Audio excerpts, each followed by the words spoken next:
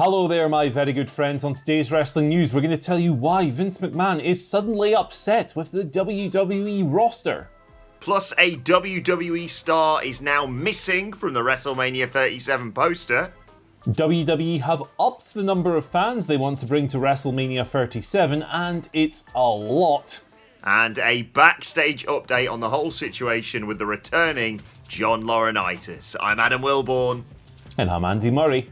And this is the news.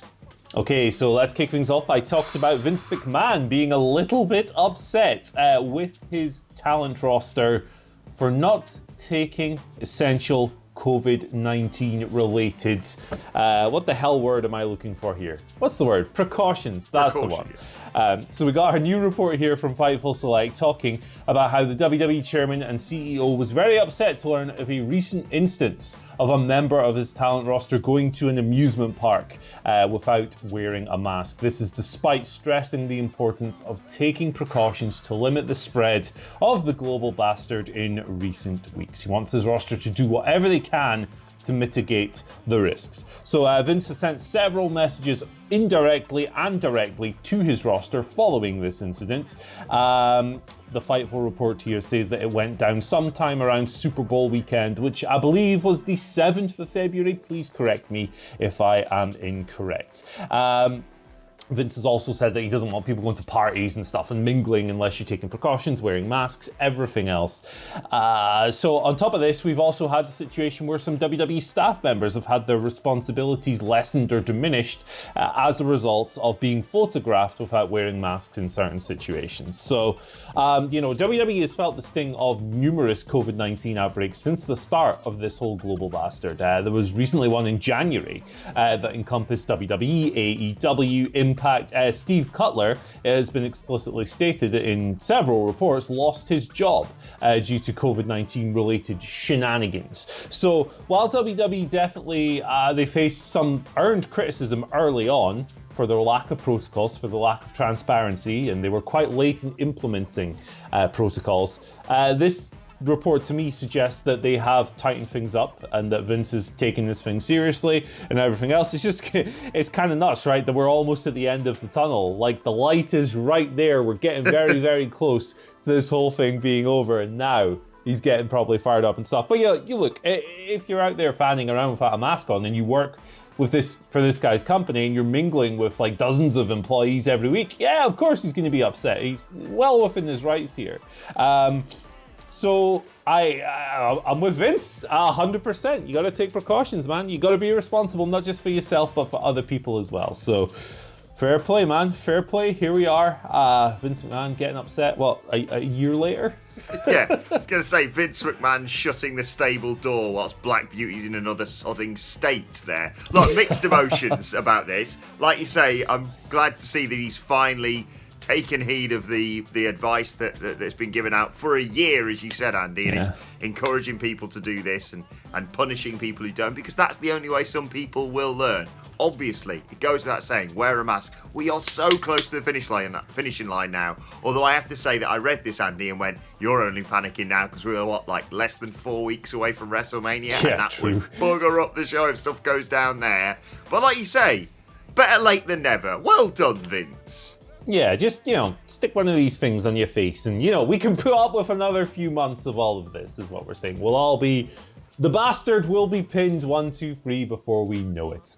Exactly. But as I said, it's less than, 4 weeks till WrestleMania now.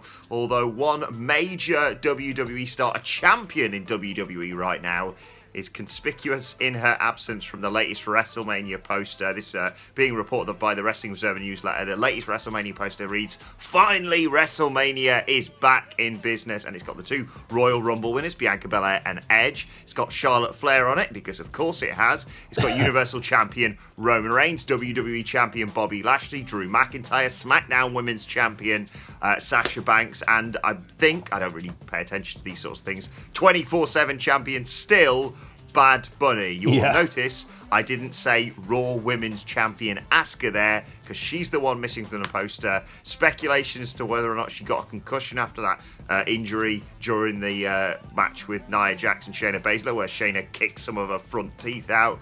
But this is getting concerning now, Andy. The closer we creep to WrestleMania, like I said, she's just been not there at all. Charlotte's talking about matches. Rhea Ripley's being advertised as coming to Raw. I mean, at least she didn't lose the title to Lacey Evans. That's the only saving grace I can find in all this.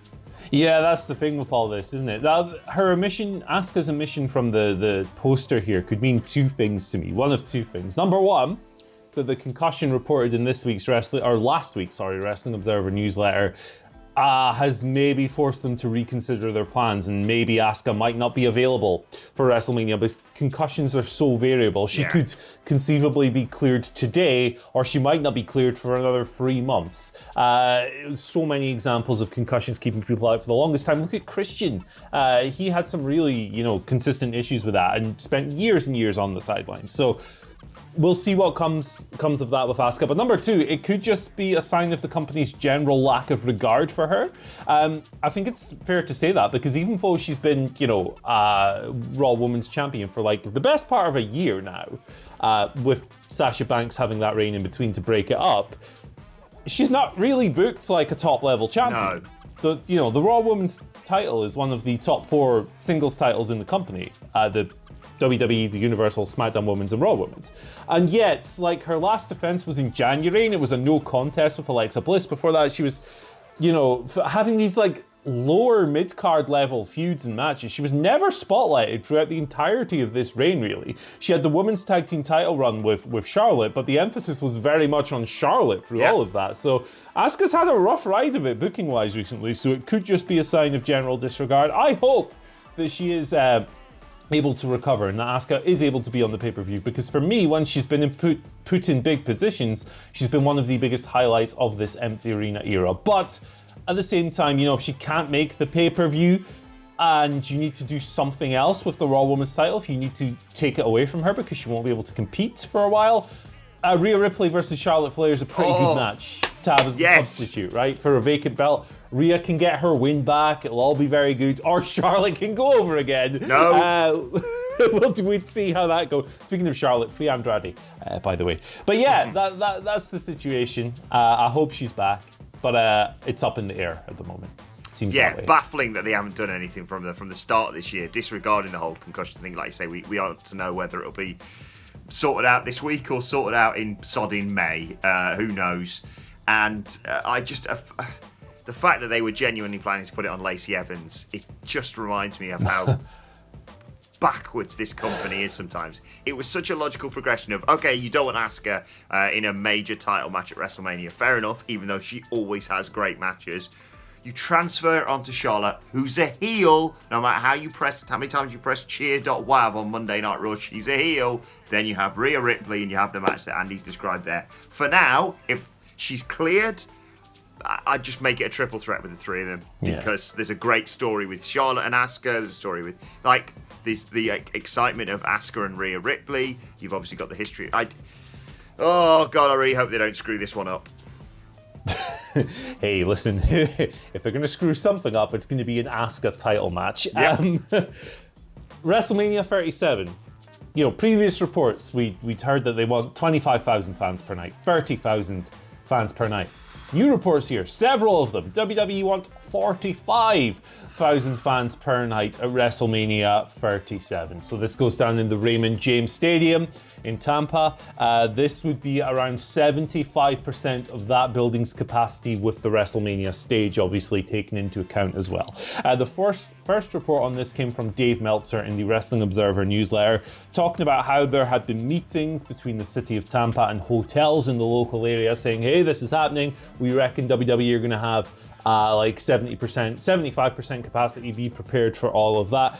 This has since been independently confirmed by Floridian reporter John Alba of Spectrum Sports. Shouts to John, by the way, very nice man, who has confirmed all this. 45,000 people per night. Tickets go on sale tomorrow. WWE said they will be available in limited amounts, although they haven't officially clarified what exactly limited amounts means, if it's like a limited capacity of the stadium or just like the first batch of tickets. PW Insider, however, have issued a report here stating that tickets will be sold in pods of 1 to 6 people. You have to be from kind of the same group. They're non-transferable to people outside your group. So there are precautions within all this. Comes on the back of the Super Bowl, which had, 25,000 people in Raymond James Stadium with the cardboard fans and everything. That turned out to not be a super spreader event, which was the big fear, despite, people gathering for tailgate parties and everything else. Not a big increase in cases around the local area following on from that, which is good, which is positive news. But the possibility of 45,000 fans, it's ambitious. It's very ambitious because, a big part of the WrestleMania crowd every single year is international fans and traveling fans. And traveling is not all that possible at the moment with what's going on around the world. So it's very ambitious, but WWE clearly want to have this kind of benchmark event go, look how many people we brought in. So we'll see how this goes. We'll see how the ticket sales progress. We'll probably have some more stuff on this tomorrow, I imagine. With the first day of ticket sales or later in the week perhaps. So let's see how it goes, but that's a lot of people. Yeah, it is a lot of people. It makes me sort of excited and nervous. Like, I would love to see a, almost packed stadium, but at the same time, the phrase packed stadium gets me very tense. What's the ongoing global blasters going on? I think if they can pull it off while sticking with the restrictions and the precautions, good. It strikes me that number creeping up and up and up. The fact that the Super Bowl did just over half that. I'm not sure how I feel about it, but as you said, Andy, we'll keep everyone posted. And maybe if they want to sell 45,000 WrestleMania tickets, maybe actually announce some matches for WrestleMania, seeing as it's less than 4 weeks away. But just a thought.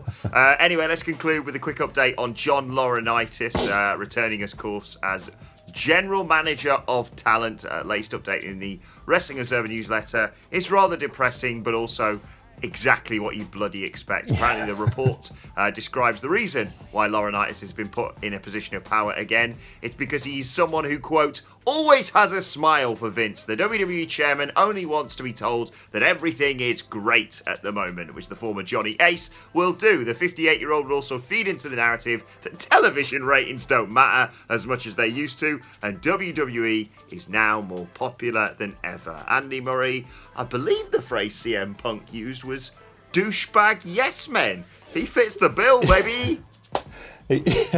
He surely does. I mean, the idea that TV ratings don't matter in an era where WWE is signing billion-dollar contracts on the back of, for TV deals is absolutely ludicrous. But here we are, hardly a surprise. Yep, that's my thoughts. Let's move on to your Twitter questions. At WhatCulture WWE, of course, if you want to get in touch with us. First question today comes from Timothy Banks, who says, with the Good Brothers losing the Impact Tag titles, do you see the guys, see them feuding, challenging, and defeating the Young Bucks for the AEW tag titles? I could definitely see them doing that because I think the idea of Kenny being the world champion and the Good Brothers being the tag team champions is very compelling. We've got, most of the gold. Not all of the gold, we got most of the gold. However, I do think long term that the people to take the tag team titles away from the Young Bucks will indeed be FTR. Maybe at Full Gear or some, later in the year. But I can definitely see your scenario playing out as well. Yeah, exactly. Very excited to see the direction they go. And buzzing for the Young Bucks versus Pac and Phoenix down the road as well. My God. Yeah. Biggest Joe gives us our second question of the day. Says, hi guys, like most people, I've been disappointed with Miro's run in AEW. On paper, the tandem with Kip made sense, but they've got lost in the shuffle. Should they bring in Aiden English to create Miro Day, or should he align himself with a stable like Kenny Omega's? I definitely think someone needs to hire Aiden English or Matthew Rehwoldt very soon because he's a very talented and charismatic guy, and it's kind of crazy to me that he hasn't been scooped up yet. But I think AEW needs to be very, very careful about retreading acts like that rose to such prominence in WWE. Rusev Day was incredible. It was awesome. One of the most popular and over things in the company for a while there, and WWE kind of didn't really pull the trigger until it was a little bit too late. I personally wouldn't do that. I would have Miro tread his own path. and create something new rather than revisiting something else. So for me, the direction is still him snapping on Kip, going mental, beating him up, throwing him to the curb, and going on some crazy singles rampage. I think that is the most compelling option, something new and fresh rather than retreading old ground. Although, I'm not saying that Aiden English and Miro wouldn't do magic together again.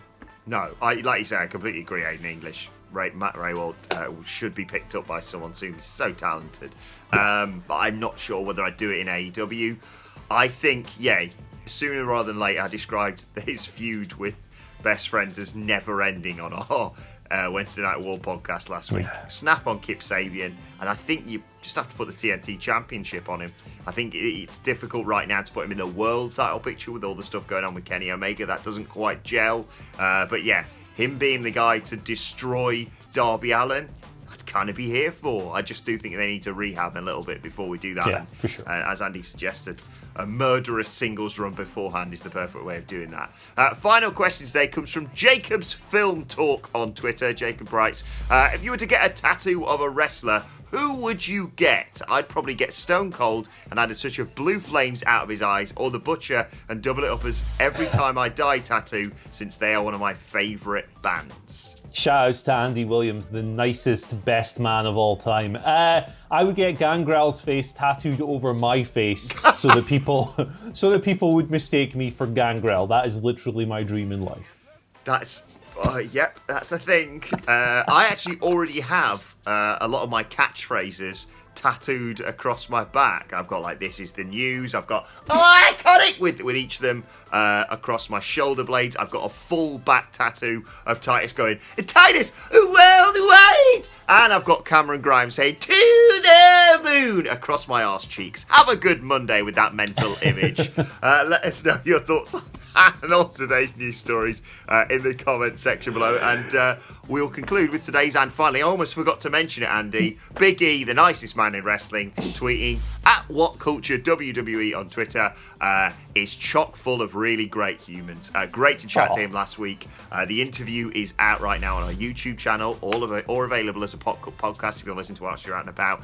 And on Wednesday this week, he is going to be live streaming with our very own Simon Miller, playing computer games, I think 4 p.m. Eastern, 8 p.m. GMT, because the clock change over the weekend in the States. But you can find out, the link to it is already on our YouTube page. And please go and watch it and support them, because all proceeds from that will go to the brilliant Our Heroes Rock campaign, the Kickstarter that Big E is behind. But yeah, Big E, officially nicest man in wrestling, Andy. Yeah, 100%. Can you imagine a more wholesome pairing of a wrestler and a wrestling media personality than Big E and Simon Miller? It doesn't get nicer than that. Check it out. It's for a great cause as well. And check out the interview as well. He's a lovely man. It'd be very interesting if these two start getting competitive and actually, because like you say, I can't imagine them saying nasty things, but I'm going to go on, donate some money and get them to trash talk each other, because that's something I would love to see. But yeah, check that out on Wednesday afternoon/evening here in the UK. And let us know your thoughts on Twitter at WhatCultureWWE. Watch, they can follow both of us. You can follow Andy Murray at... You can follow me at Andy H. Murray, and the H today stands for Happy Birthday MJF. Yes! Friend of the channel, of course. Adam, I know you've probably got some kind of special birthday message prepared for the Salt of the Earth, right? Yeah, so a little interesting story about this. I was going to tweet it at a minute past midnight last night. I had this brilliant tweet heaping praise on him, and then I thought, I'm just going to wake up to like Sidgwick or Cleary or someone ratioing me with the subtweet of like, it's not going to shag you, mate. So yeah, I'm just going to say it here. Happy birthday, MJF, my best friend, one of the best wrestlers in the world right now, but most importantly, one of the most humble wrestlers in the world right now. He's salt of the earth, and you know it. Happy birthday, MJF. Let me know your thoughts on everything we've discussed at Adam Wilborn on Twitter. And make sure you subscribe to What Culture Wrestling wherever you get your podcasts from. For daily wrestling podcast, myself and the Dandy Boys sitting down to preview the go-home show ahead of Fastlane for Monday Night Raw a little bit later on today. But for now, my thanks to Andy Murray. Thank you for joining us, and we will see you soon.